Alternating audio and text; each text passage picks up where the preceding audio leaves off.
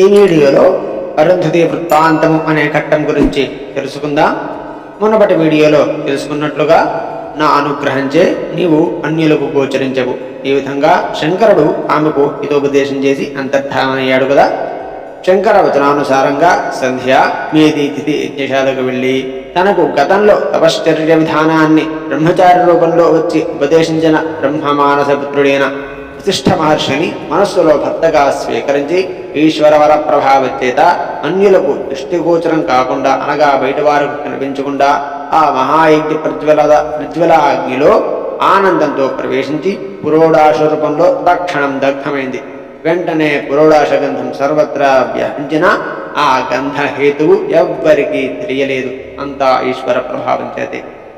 శివుని ఆజ్ఞచే అగ్ని ఆమెను దహించి శుద్ధమైన సూక్ష్మ శరీరాన్ని సూర్యమండలం ముందు ప్రవేశపెట్టాడు.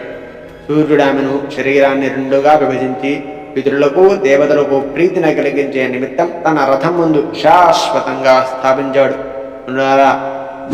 మునరారా ఆ సంధ్యాదేవి యొక్క ఊర్ధ్వభాగం రాత్రి దివాల మధ్య ప్రాతః సంధ్య అయినది. ఈ ఉదయం సంధ్యాదేవత ప్రీతికరం, మిగిలిన భాగం దివారాత్రుల మధ్య సాయం సంధ్య అయింది. ఇది పితరులకు ప్రీతిని కలిగిస్తుంది. అనగా రాత్రికి చివరి భాగము ఉదయం సంధ్య అయినది. అది దేవతలకు ఆరాధించుటకు ప్రియమైనది. అనగా ఇది ఉదయం పూట. మిగిలిన భాగం రాత్రి యొక్క ప్రారంభం.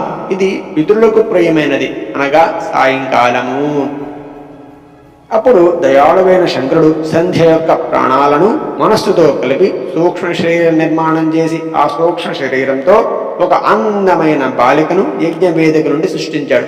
యజ్ఞం పరిసమాప్తి కాగానే యజ్ఞవేదిక మధ్యమందు తప్తకాంచర ప్రభాలతో దేదీప్యానంగా వెలిగిపోతున్న బాలికను మేధీతిథి మునులు ఆమోదంతో ఆదానంతో కుమార్తెగా స్వీకరించి స్నానం చేయించి తన ఒడిలో కూర్చుండబెట్టుకుని లాలించాడు. ఆమె ఏ కారణం చేత కూడా ధర్మానికి అడ్డుపడదు. ఆ కారణంగా ఆమెకు అరుంధతి అని అన్వార్థనామాన్ని ఉంచారు ఆ మహర్షులు. ఆ బాలిక చంద్రభాగా నదీ తీరమందు తపసారణ్యం అనే పేరు గల మేధీతిథి ఆశ్రమంలో పెరిగి ఆ ప్రాంతాన్నంతటిని పవిత్రీకృతం చేసింది. మూర్తులతో కూడి దేవతలందరూ ఆ బాలికను బ్రహ్మమానసపుత్రుడైన వశిష్ఠునికి ఇచ్చి వివాహం జరిపించారు. ఆ సమయంలో సుఖవర్ధనమైన గొప్ప ఉత్సవమే జరిగింది. ఆ ఉత్సవం వేళ బ్రహ్మ విష్ణు మహేశ్వరు కరకంజాతాల నుండి జారుడైన నీటి నుండి పరమ పావనములైన శుప్ర మొదలగు 7 నదులు ఆ సమయంలోనే పుట్టినాయి. అరుంధతి వశిష్ఠులకు శక్తి మొదలగు కుమారులు కూడా కలిగారు.